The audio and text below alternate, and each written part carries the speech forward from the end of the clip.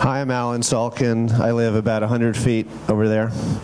My bedroom is about 20 feet from the back of the screen of the Sunshine Cinema. When I first moved here in '94, I lived on 10th Street, and I could hear Coyote Ugly bar out my window. And I was 28, and I was going to journalism school, and it seemed like everybody who was about 22 to 29 lived in the East Village or the Lower East Side. And I had my peers around. And I remember I read a story, I don't know if it was a New York Magazine or something at that time, somebody was talking about how, you come to New York in your early 20s and people come, people go, and then all of a sudden you've been going to these parties, walking upstairs in tenements, and one day all of a sudden you're 35 and you're walking up the stairs in your Doc Martens and you're like, what the hell happened? How am I still going up these stairs to this party? And with, carrying the six-pack in the plastic bag. And, over the years, I never went into Coyote Ugly. It was just a noisy, horrible place. They made a movie about it with a woman named Piper Perabo, who actually lives on the Lower East Side, an actress. And it was my experience that I don't remember anybody as good-looking as Piper Perabo coming or going from Coyote Ugly. But it did seem like there was some code in the neighborhood that people were getting into relationships, and they were getting married, they were moving out, new people were coming in. And somehow I just kept doing what I was doing. I got a job in a newspaper. I moved to East 7th Street between C and D.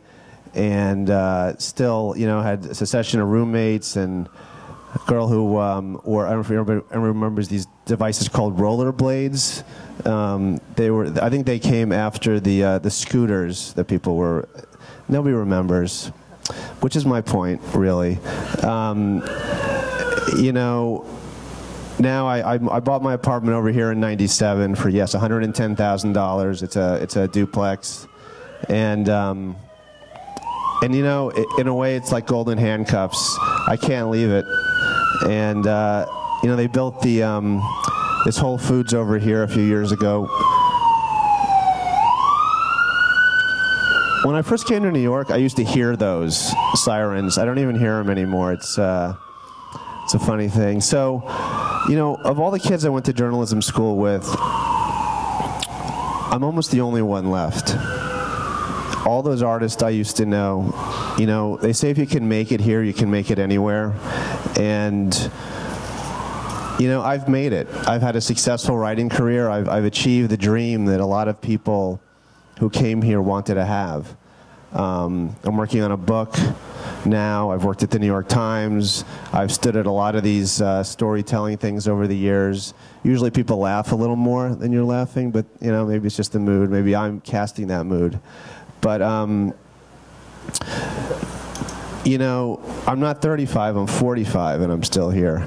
And I go over to that Whole Foods, and, there's beautiful models there, and there's girls walking down the street, and they're all younger than me now. They're all 15, 20 years younger than me. And in some ways, that Whole Foods still feels to me like Coyote Ugly felt. It was like this place who, I don't really understand what's going on in there.